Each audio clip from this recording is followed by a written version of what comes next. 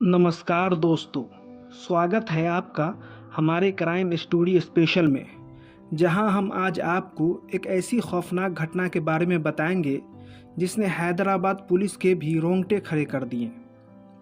एक औरत अचानक गायब हो जाती है। किसी को नहीं पता कहाँ गई, न उसके घर वालों को, न पड़ोसियों को और न ही पुलिस को। लेकिन जब इस केस की सच्चाई सामने आई तो पूरे देश के होश उड़ गए। 18 जनवरी 2020 दोपहर 3 बजे हैदराबाद के मीरपेट पुलिस स्टेशन में गुरुमूर्ति घबराए हुए अपने सास के साथ पहुंचता है। पुलिस अधिकारी से कहता है कि उसकी पत्नी माधवी घर से निकलने के बाद अब तक नहीं लौटी। माधवी की मां पुलिस को बताती है कि 16 जनवरी को जब उनकी बेटी ने फ़ोन नहीं उठाया तो उन्होंने सोचा कि वह संक्रांति के त्योहार में बिजी होगी। लेकिन जब पूरा दिन बीत गया और माधवी का कोई जवाब नहीं आया तो अगले दिन उन्होंने फिर से कॉल किया। इस बार भी कोई रिस्पॉन्स नहीं मिला। ऐसा कभी नहीं हुआ था कि वे अपनी बेटी से बात न करें। जब उनकी चिंता बढ़ने लगी थी, इसीलिए अपनी बेटी के खैरियत जानने के लिए उन्होंने अपने दामाद गुरुमूर्ति को फ़ोन किया। लेकिन गुरुमूर्ति की बात सुनकर उनको और फिक्र होने लगी। उसने बताया कि माधवी उससे लड़ झगड़ कर घर छोड़ चली गई है। उसे लगा कि वह अपने मायके गई होगी, इसीलिए उसने ज़्यादा ध्यान नहीं दिया। लेकिन 2 दिन बीत चुके थे। माधवी न तो अपने मायके पहुंची थी और न ही उसे किसी और के संपर्क में होने की कोई खबर अब तक लगी थी। यह सुनकर माधवी के माता पिता घबरा गए। अब उन्हें डर सताने लगा, कहीं उनकी बेटी के साथ कुछ गलत तो नहीं हो गया। अपनी बेटी की चिंता में माधवी की मां नंदयाल से 30 किलोमीटर दूर जिलेला गोड़ी में मौजूद उसके घर के लिए रवाना होती हैं। वहां पहुंचने के बाद वह अपने दामाद गुरुमूर्ति के साथ पुलिस स्टेशन जाती हैं और माधवी की गुमशुदगी की रिपोर्ट दर्ज करवाती है। लेकिन यह सिर्फ एक मिसिंग कंप्लेन नहीं थी, हकीकत इससे कहीं ज़्यादा उलझी हुई थी। आखिरी बार माधवी को उसके पति गुरुमूर्ति ने ही देखा था। पुलिस जब गुरुमूर्ति से पूछताछ करती है तो वह बताता है कि माधवी पिछले 2 दिनों से मायके जाने की जिद कर रही थी। लेकिन वह चाहता था कि संक्रांति फेस्टिवल परिवार के साथ उसकी बहन के घर बदनपेट में मनाया जाए, जहां उसके बच्चे भी ठहरे हुए थे। इसी वजह से उसने माधवी को मायके जाने से मना कर दिया। मगर यह बात माधवी को नागवार गुजरी और वह गुस्से में लड़ झगड़ कर घर छोड़कर चली गई। तेलंगाना में संक्रांति फेस्टिवल 4 दिन तक धूमधाम से मनाया जाता है। ऐसे में माधवी का इस तरह नाराज होकर घर छोड़कर चले जाना गुरुमूर्ति को एक खटपटाहट सी महसूस हुई। लेकिन गुस्से में उसने उसे रोकने की कोशिश नहीं की। गुरुमूर्ति के मुताबिक जब माधवी घंटों बाद नहीं लौटी तो वह देर रात अपने बच्चों को बहन के घर से अकेले लेने चला गया। घर लौटने पर बच्चों ने मां के बारे में पूछा तो उसने कह दिया कि वह अपने दोस्त के घर गई है ताकि वो परेशान न हो। उसे यकीन था कि माधवी गुस्से में कहीं भी जाए लेकिन अपने बच्चों के लिए घर लौट ही आएगी। अगली सुबह उसने माधवी को फ़ोन किया, लेकिन नंबर स्विच ऑफ आया। उसे लगा कि शायद उसने गुस्से में फ़ोन बंद कर लिया होगा। इसीलिए वह रोज़ की तरह कंचन बाग में मौजूद DRDO टाउनशिप में सिक्योरिटी गार्ड की नौकरी में चला गया। दिन भर काम के बाद जब वह शाम को घर लौटा तो उम्मीद थी कि तब माधवी घर पर आ चुकी होगी। मगर जब उसने दरवाज़ा खोला और अंदर देखा तो उसका दिल बैठ गया। माधवी अब भी घर नहीं लौटी थी। घबराकर उसने फिर से माधवी को कॉल किया, लेकिन फ़ोन अब भी बंद था। मन में बेचैनी और बुरे ख्याल उमड़ने लगे थे। वह रिश्तेदारों से पूछताछ करने ही वाला था कि इतना में ही माधवी की मां का फोन उसके मोबाइल पर आ गया। गुरुमूर्ति और माधवी के माता पिता के बयान से यह मामला पुलिस को एक सामान्य मिसिंग केस लगा। मिसिंग रिपोर्ट दर्ज करने के बाद पुलिस ने जांच शुरू कर दी, लेकिन इसी बीच एक नए किरदार की एंट्री हुई और उसके खुलासे ने पूरे मामले की तस्वीर ही बदल दी।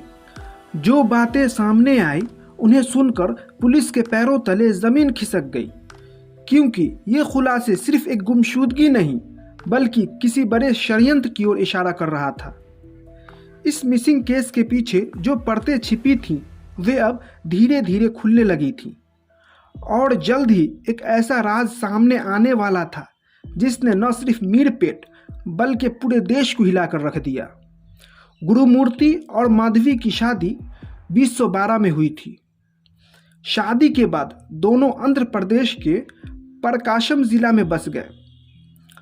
उनके 2 बच्चे थे, एक बेटा और एक बेटी। उस वक्त गुरुमूर्ति भारतीय सेना में नायक सूबेदार के पद पर था, जबकि माधवी एक हाउसवाइफ थी। 17 साल की नौकरी के बाद गुरुमूर्ति ने आर्मी से रिटायरमेंट ले लिया और साल 2020 में परिवार समेत हैदराबाद के जिलेलागुड़ा में के वेंकटेश्वर कॉलोनी में आकर बस गए। नई जिंदगी की शुरुआत तो हो गई थी, लेकिन किसी को अंदाज़ा नहीं था कि आगे उनकी ज़िंदगी में एक बड़ा तूफान आने वाला था।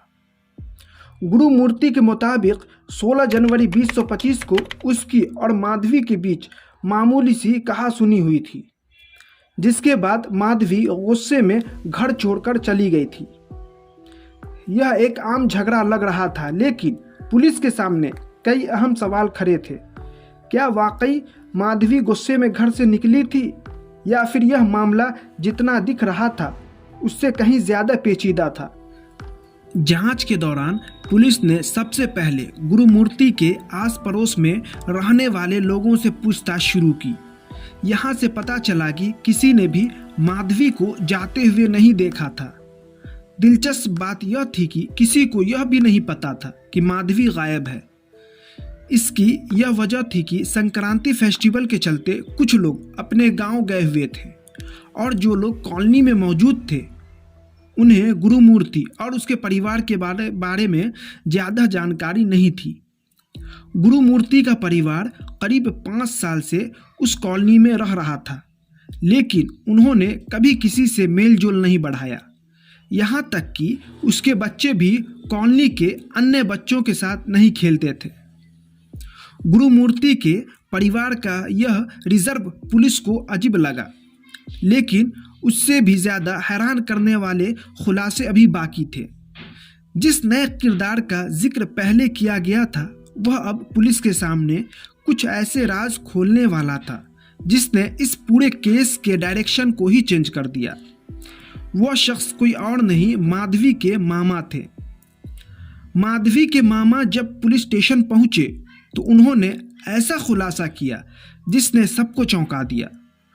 उन्होंने बताया कि माधवी अब कभी वापस नहीं आएगी, क्योंकि गुरुमूर्ति ने उसकी हत्या कर दी है, और यह बात वह खुद मुझको बताया है। वैसे भी ऐसे मामलों में पहला शक पीड़ित के सबसे करीबी यानी पार्टनर पर ही जाता है। अब पुलिस के पास एक गंभीर आरोप था, लेकिन इसे साबित करने के लिए उन्हें ठोस सबूत चाहिए थे। इसलिए पुलिस ने जिलेलागुड़ा में चल रही जांच को और तेज कर दिया। इसी दौरान उनकी नज़र गुरुमूर्ति के घर के सामने लगे सीसीटीवी कैमरे पर पड़ी। पुलिस ने जब फुटेज की जांच शुरू की तो उन्होंने देखा कि 15 जनवरी की रात 10:41 में गुरुमूर्ति और माधवी साथ में घर में दाखिल होते हैं। मगर चौंकाने वाली बात यह थी कि उसके बाद किसी भी दिन माधवी को घर से बाहर निकलते नहीं देखा गया। इसका मतलब साफ था, माधवी घर के अंदर तो गई थी लेकिन बाहर कभी निकली ही नहीं। अब पुलिस के सामने सबसे बड़ा सवाल यह था कि अगर माधवी 16 जनवरी से गायब थी तो गुरुमूर्ति ने मिसिंग कंप्लेन दर्ज करवाने में इतनी देर क्यों की, और अगर वह बाहर नहीं गई तो आखिर गई कहाँ? इन सवालों का जवाब पाने के लिए पुलिस ने गुरुमूर्ति को स्टेशन बुलाया और पूछताछ की। पहले तो उसने पुलिस को बार बार गुमराह करने की कोशिश की, लेकिन जब पुलिस ने सीसीटीवी फुटेज दिखाकर उस पर दबाव डाला तो वह टूट गया और उसने सच्चाई उगलनी शुरू कर दी। लेकिन जो सच उसने बताया वह सिर्फ एक कबूलनामा नहीं, बल्कि इंसानियत को शर्मसार कर देने वाली एक भयानक कहानी थी। एक ऐसी कहानी जो यह दिखाती है कि एक इंसान हैवानियत की किन किन हदों को पार कर सकता है। गुरुमूर्ति ने पुलिस के सामने जो कबूल किया वह किसी खौफनाक फिल्म की कहानी से कम नहीं था। उसने बताया कि 16 जनवरी की सुबह 8 बजे से ही माधवी अपने मायके जाने के जिद कर रही थी, लेकिन वह चाहता था कि वह उसकी बहन सुजाता के घर चले। इसी बात को लेकर दोनों में बहस शुरू हो गई। बात इतनी बढ़ गई कि गुस्से में माधवी ने अपना मंगलसूत्र उतारकर गुरुमूर्ति के मुंह पर फेंक दिया। पहले से ही भड़का गुरुमूर्ति अब अपने ईगो को ठेस पहुंचने के कारण पूरी तरह बेकाबू हो गया। उसने माधवी का गला पकड़ लिया और उसका सिर इतनी जोर से दीवार पर मारा कि वह बेहोश हो गई। लेकिन गुरुमूर्ति यहीं नहीं रुका। उसने उसकी गर्दन तब तक दबाई जब तक उसकी सांस पूरी तरह थम न जाए। अपनी पत्नी को मारने के बाद गुरुमूर्ति घबरा गया। उसे सबसे ज़्यादा डर इस बात का था कि कहीं उसके बच्चे को इसकी भनक न लग जाए। इसलिए उसने तुरंत माधवी की लाश को ठिकाने लगाने का तरीका सोचना शुरू कर दिया। उसे एक मलयालम फिल्म सूक्ष्मदर्शिनी का सीन याद आया, जिसमें एक आदमी अपनी बहन की लाश को केमिकल से गला देता है और उसे टॉयलेट में बहा देता है। गुरुमूर्ति को यह तरकीब तो पसंद आई, लेकिन उसके पास ऐसा कोई केमिकल नहीं था। इसलिए उसने इंटरनेट पर सर्च किया कि घर में मौजूद चीज़ों से लाश को कैसे ख़त्म किया जा सकता है। घंटों रिसर्च के बाद उसने प्लान बना लिया। वह माधवी की लाश को बाथरूम में ले गया, उसके कपड़े हटाए और किचन के चाकू से उसके शरीर के 4 हिस्से कर दिए। फिर वह कुछ टुकड़ों को वाटर हीटर में उबालने लगा और कुछ को स्टोव पर भूनने लगा। उसकी इंसानियत तो पहले ही मर चुकी थी, लेकिन अब वह पूरी तरह से एक हैवान में बदल चुका था। थोड़ी देर बाद बॉडी को उबालने से घर में भयानक बदबू फैलने लगी। बदबू इतनी तेज थी कि उसे मजबूरी में किचन की खिड़की खोलनी पड़ी। बदबू धीरे धीरे पड़ोसी तक पहुंचने लगी और वे लोग परेशान होकर बाहर आ गए। उन्होंने जब गुरुमूर्ति से पूछा कि यह कैसा बदबू है, तो उसने सफाई देते हुए कहा, मैं बकरे का सर पका रहा हूँ, इसलिए यह गंध आ रही है। पड़ोसियों को शक करने की कोई वजह नहीं थी, इसलिए वे वापस अपने घर चले गए। गुरुमूर्ति ने बड़ी चालाकी से इस सिचुएशन को हैंडल कर लिया और फिर से किचन में जाकर लाश के टुकड़े को उबालने लगा। मांस के टुकड़े उबलने की वजह से हड्डियों से अलग होने लगे। उसने मुलायम हड्डियों को पीसकर पाउडर बना लिया और टॉयलेट में बहा दिया। जो सख्त हड्डियां बची थीं उन्हें एक खाली पेंट के डिब्बों में भरा और 4 किलोमीटर दूर जिलेला गोड़ा झील में फेंक दिया। जब लाश पूरी तरह गायब हो गई तो उसने खून से सने घर की सफाई की।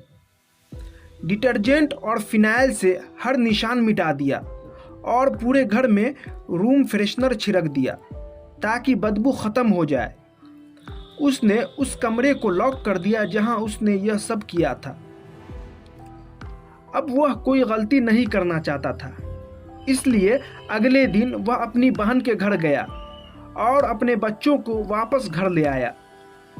पुलिस के सामने उसने यह पूरी कहानी बिना किसी पछतावे और अफसोस के सुना दी। एक ऐसी कहानी जो यह दिखाती है कि इंसान क्रूरता की किस हद तक गिर सकता है।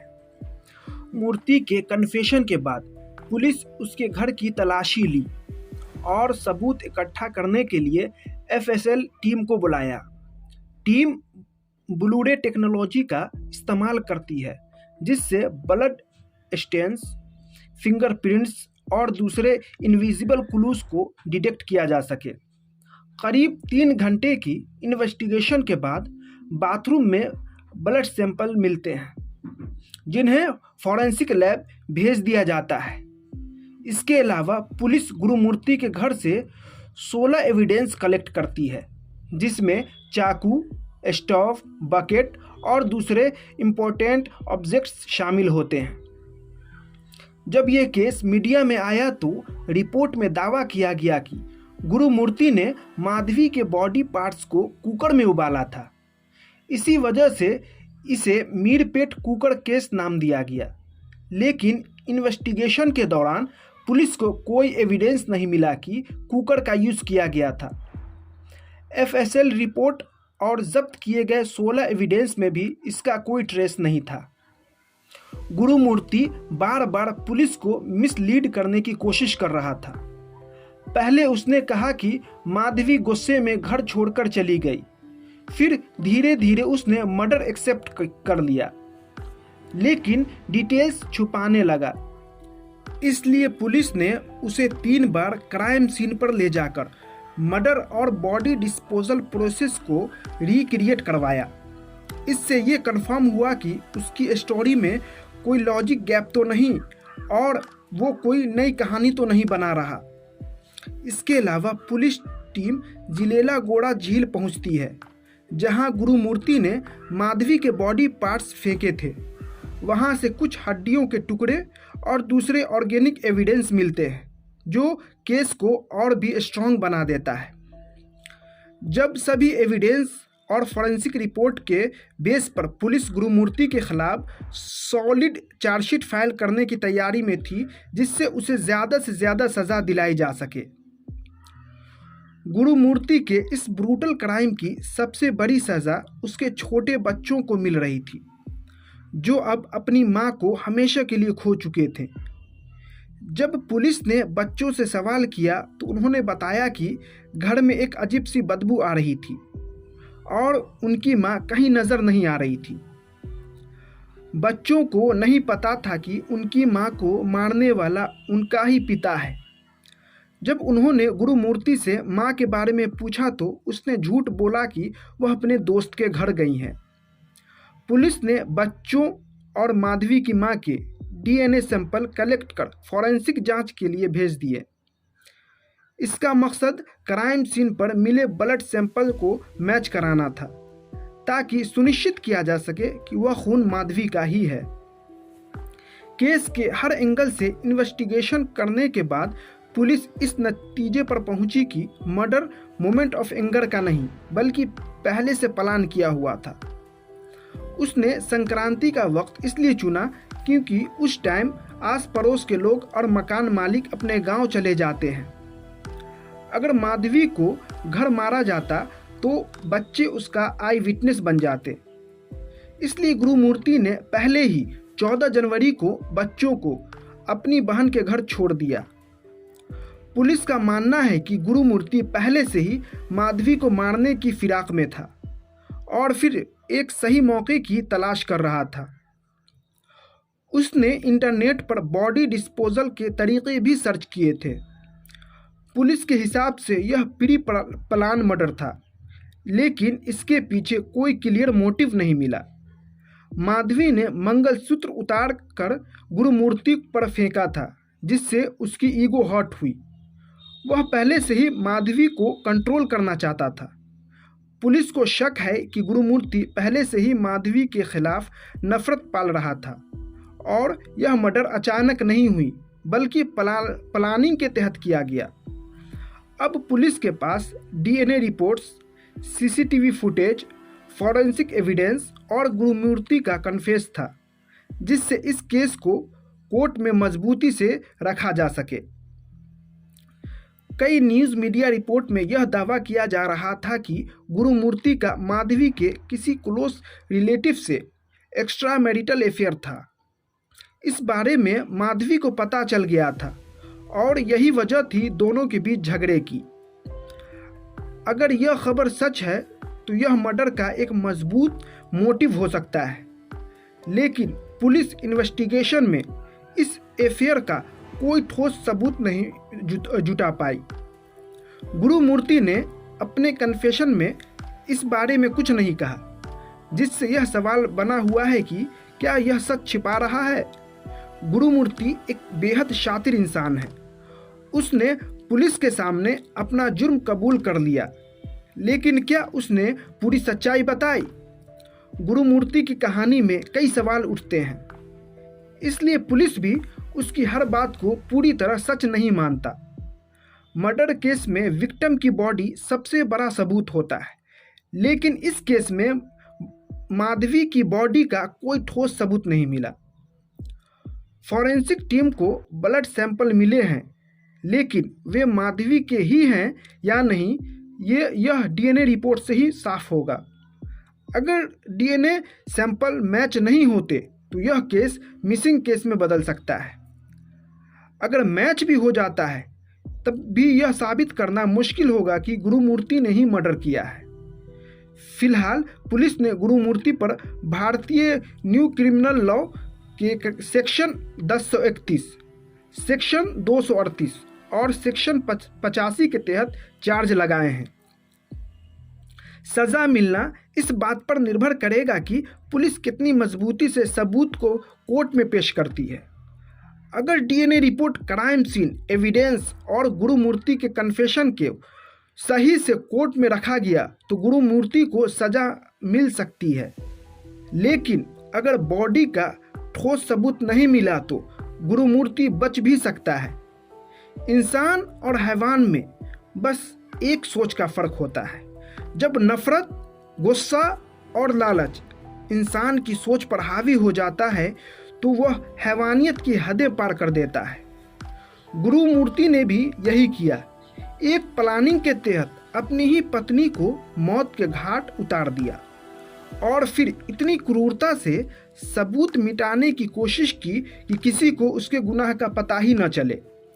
अब देखना यह होगा कि क्या पुलिस इस केस में उसे कड़ी सज़ा दिला पाती है या नहीं। धन्यवाद।